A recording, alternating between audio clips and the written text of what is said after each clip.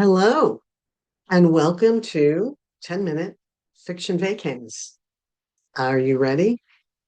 Do you need a little break from work or a little pick-me-up? Stay tuned.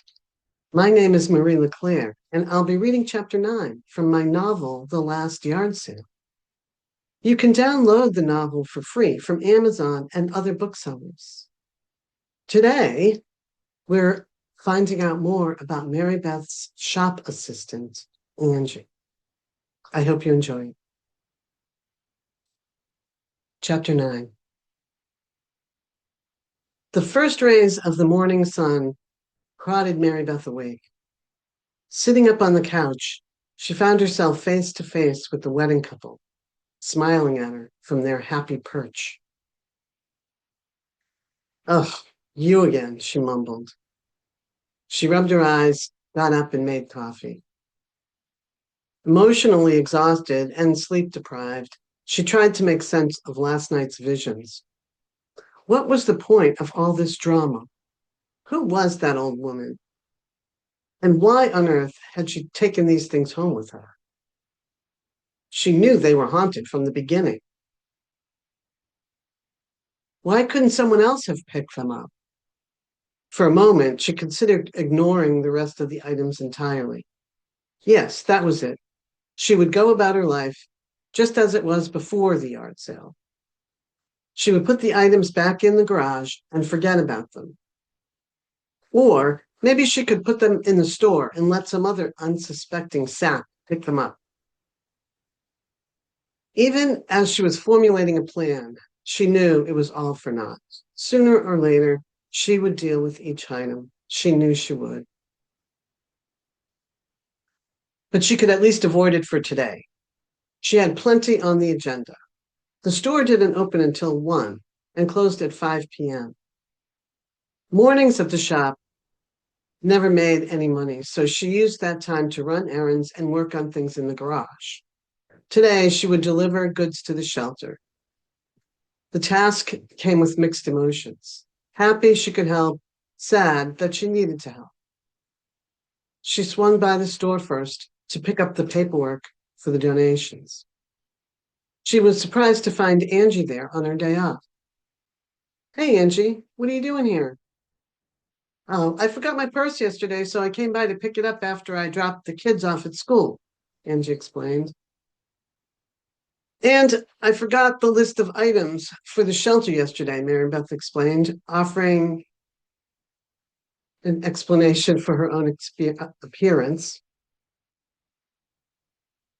"Oh, yeah, I saw it on the counter. I'll grab it for you." Angie vanished into the front of the store and reappeared with a list in her hand. "Here you go. Do you want to come with me? Help unload and say hello to the staff?" Marybeth was fishing for some company. For the first time in a lot of years, she didn't want to be alone. "No, thanks. I've got a long list of my own this morning. Got to make the most out of those school hours, you know." "Yeah, I get it. Lock up when you leave," Marybeth said as she headed out the door. Angie paused for a moment after Marybeth drove off, taking advantage of a quiet moment in her day. Angie's thoughts wandered to the women's shelter, prompting a memory and some melancholy. She'd thought about it a lot since she started this job. Marybeth's concern for the women's shelter had made her feel like this was a connection of sorts and the right thing from the beginning. It was one of the ways she knew it was the job for her. Jackie had been dead almost 5 years, and most days it was still hard to believe. More best friends than sisters, they were inseparable growing up. It was just the two of them as siblings. But there were always people coming and going from their house. Aunts, uncles, cousins stayed over for weeks or a few months while other plans were materializing. It was the kind of a house where everyone was welcome.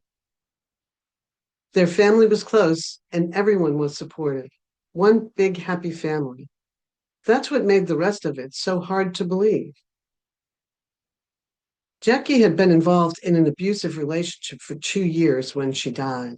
It was surreal and horrifying to watch Jackie's boyfriend manipulate and alienate her.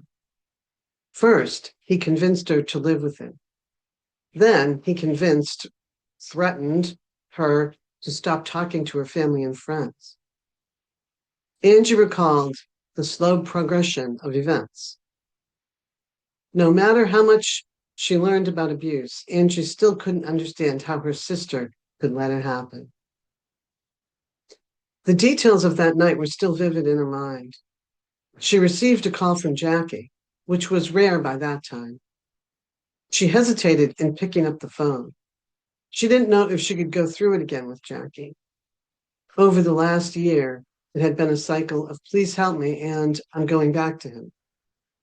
Angie reluctantly picked up the phone and heard Jackie sobbing. Angie, I'm going to the emergency room. I think my arm is broken. Angie was shocked out of her ambivalence. The violence was escalating.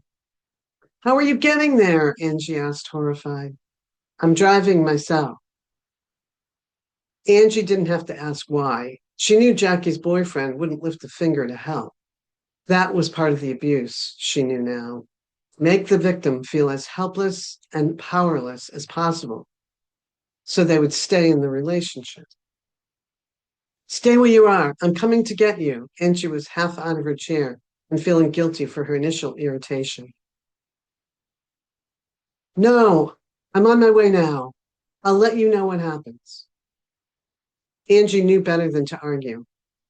In the last 2 years, Jackie had closed herself off so much that she was a completely different person. If Angie pushed even the slightest, Jackie would shut her out instantly. I'll meet you there. Be careful, was all she could think to say. Growing up, Jackie had been a kind and generous person, focused on family, friends, and community. She had just started college when she met Jerry. Initially, their courtship was romantic and magical.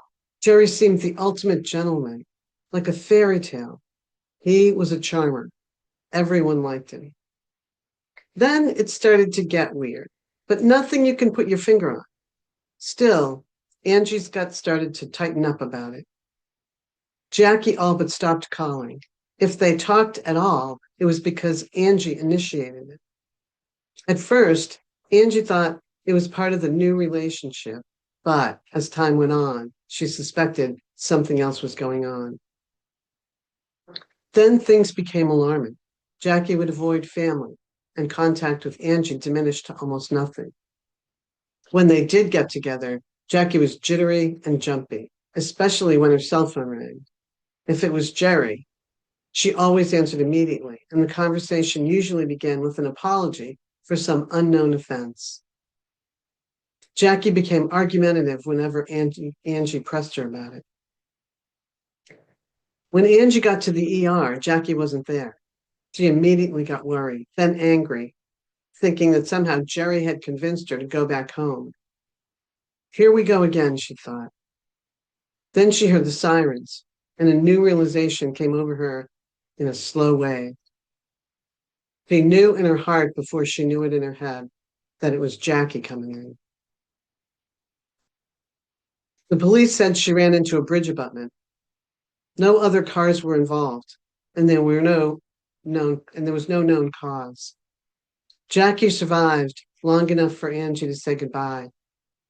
The death certificate read car accident, but Angie always wondered if it was suicide.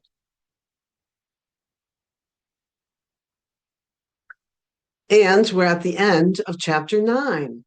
I'm happy you stayed with me. I hope you're feeling better than when we started. Sometimes all it takes is a little vacay in the middle of the day. If you're wanting a little more of the story, check out the playlist for the last yard sale by chapter. And there are a lot of other stories on my channel that you can listen to, or you can check out my website, marie-leclaire.com. You can find my novels directly on Amazon too. Please comment, like, and subscribe. See you at the next vacay.